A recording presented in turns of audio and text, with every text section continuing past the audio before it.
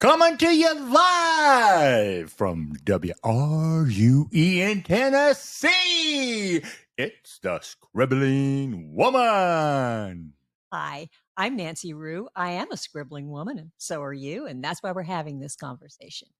Here we talk about the writerly life that is unique to you, no matter your age, your season, or where you are in the creative journey. Whether you don't think you're very far at all, or whether you think you might be done. You are now an official scribbly, so let's talk. Here's what some well known writers have said about writing. There's nothing to writing. All you do is sit down at the typewriter and bleed. Ernest Hemingway. A writer is someone for whom writing is more difficult than it is for other people. Thomas Mann. Writing is hard work and bad for the health. E.B. White.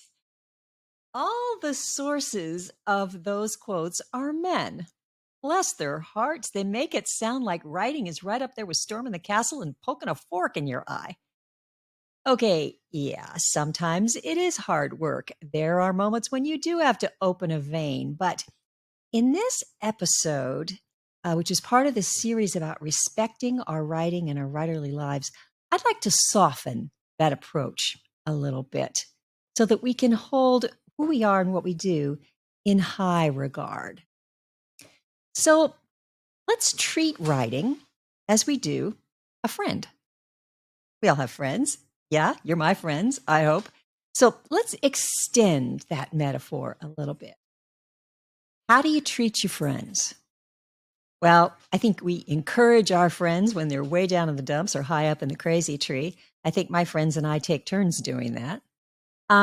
We love them, whether they're cranky or funky or PMSy. I actually love it when a friend texts me and says, "Can I just whine for a minute?" I mean, that sounds absolutely delicious to me. We let them be who they are, even if it's not what we expect.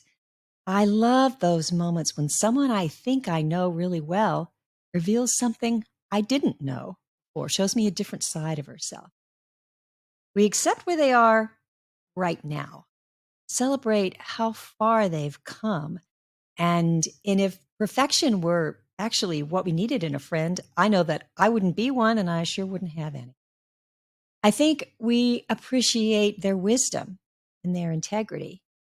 Some people say that familiarity breeds contempt, and that's true only if we only see the quirks and the flaws and the shortcomings and the times when they are cranky and funky and PMSy and miss the authentic beauty that drew us to them in the first place. And I think we also, with a friend, honor her need for hedges. Because any friend who expects us to be there for them 24/7 or feels like they should be privy to every private part of our lives, that just sounds a little suffocating. So, what do you do when you're with your friends? Well, I don't know about you, but I laugh. We laugh. And hopefully there's some snorting in there because if you're not going to snort, why even bother to laugh, right? Don't you love it when you have a friend who you're in a gathering, you're across the room from each other. Someone says something that triggers for both of you an inside joke, and you can hardly keep from becoming hysterically. You try not to meet each other's eyes. Yeah, that's what you do with a friend. You listen to each other. No judgment, no interrupting to give your opinion or your advice. No trying to find a way to turn the conversation to yourself or constantly thinking about how what you're going to say next. It's just that shut up and hear her kind of thing that we really do, friend. We go deep and we share secrets when it's appropriate, when it's time, when the trust is there. It's a beautiful thing when it happens. It's rare, but it's beautiful. And finally, I mean, again, we have fun. It's just the pure delight of doing things that don't necessarily have to be productive. When you think of, I want to go to the theater, I want to take a walk in the park, don't you the next thing think, who can I take with? Now, what don't we do with our friends? Critique them constantly, scrutinize everything that they do. We don't discourage their efforts. We don't throw the proverbial wet blanket on everything that they try. We don't tell them they're not good enough just in general. I kind of like you, but as a whole, you really suck. We don't refuse to spend time with them if there's nothing in it for us. It's not going to produce something if there's no practical point to it. We don't ignore them when they really need our attention. We put other things aside and say, okay, talk to me. Let's hear what's going on with you. And we don't drive our friends to the point of exhaustion. We don't tell them they're selfish for needing a little space, a little bit of a break. I mean, if we did any of that, would there even be friendship? So, how can we apply that then to our writing? I just think that feeling friendly toward our writing is the only way we're going to give it the respect it deserves. It's the only way it's going to give you what you need from it. We have to treat our writing the way we do a good friend. Even the mysterious friends don't fully understand yet. Okay, so what does that look like? Well, I think it looks like finding a special place to be together, whether that's that room in your house where you always write, or the corner of the dining room, or some other place. Scribbly Barb Haley always goes to IHOP. She has a special table there, and she drinks endless amounts of Diet Coke to meet with her writing. Scribbly Diana Sharples has a whole she shed that she's developed. And when she walks in there, she goes, "Hello, friend."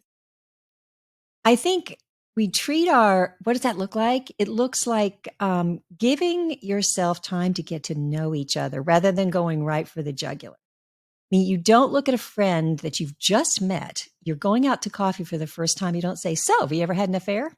What's your sex life like?" We also have fun with our writing, playing with the words, playing with the images, playing with the ideas, rather than having it be so deeply serious all the time. And I think maybe most important of all, we protect our writing from the bohos, the big old hairy obstacles. So we don't take that infant friend to the critique group and have people tell her she's ugly, right? We don't edit her without mercy when she's still learning. We protect her from the bohos that say, "You aren't good enough," just as we do our friends. Now, not friending your writing, not feeling friendship with it, looks kind of like this.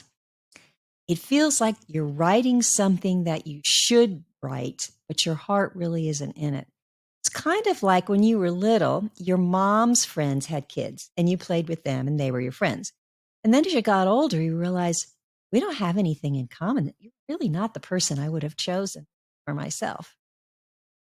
I think not being friendly with our writing means expecting too much from it too soon. Expecting that first draft to be perfect when it rolls out on the screen, forcing it to be trendy when that isn't what it is. Do you look at a friend and go, "Why are you wearing that top? That is so 10 minutes ago." I know this is your first attempt at calligraphy, but honey, you got a lot of work to do. You don't say to someone, "You didn't make a very good impression at that party. I'm not taking you again." And finally, it looks like you're too much in charge of the friendship. Have you ever been or ever had that friend who insists that everything is done her way? You go when she wants to go, you eat where she wants to eat, you go to the movies she wants to go to, you go to the church she wants you to go to. Instead of, this is a two-way, synergistic relationship. It's give and take. That really takes a lot of the pressure off. So if you're thinking about writing as a friend, I think we need to ask ourselves, is this the fun part? Are we having fun yet? We've got to play with that friend. And here's some ways that I think it's fun to do that. Give your project a nickname instead of its working title. So for example, right now, my working title for my work in progress is Once Upon a Ransom, but in my head, I call it Freddie's Gig. Yours could be It's the Imp That Won't Leave Me Alone, or It's the Shocker. Sometimes that does find its way right into your title. Decide what snack is your favorite to have with this friend you're writing. So if your protagonist is very sophisticated and cosmopolitan, You don't need to go so far as caviar, but some high-end crackers might do the job. Where for my protagonist, Freddie, not going to cut it. She's going to spit that out right on the cracker, just like was that Tom Hanks movie where he did that? You show up for a session sometimes with a surprise for your friend. Scribbly Abigail Horgash just treated us the other day to this vision of these new pens that she got. They're like little lava lamps, and when you write, they diffuse essential oils. Or maybe you surprise your friend by adding something new to that background playlist. Now, recently, I was gifted with a new writing pal. This is Dorothy, but she's actually known as Scribbly Bunny. She even has her own pen. And I like having her with me so that I can hug her when I get discouraged. And that doesn't happen because that's another thing we do with our friends. And don't neglect it by refusing to take it out to play. Change the venue now and then. That sparks creativity. It sparks inspiration. Everything in this friendship doesn't happen in front of the computer and in front of the laptop. Now, what's all that going to do for your writing? Well, first of all, I think it's going to make us want to spend more time with it as something, that is just fun to do, that we can really enjoy, rather than this is something I ought to be doing. Be far less anxious about getting it right. Just let it be what it is right now, knowing that it's probably going to get a whole lot better. It'll allow us more freedom to let the story speak rather than dictate what it's supposed to be saying. But I think most of all, it helps us to respect our work just as we do a friend. We respect our friends not because of what they accomplish, how much money they make, how many other friends they have on Facebook. We respect them because we love them. We don't have to get it right. There are no rules in friendship. The only basis for it is love. So go love your writing, Scribblies. That's what we mean by scribble on.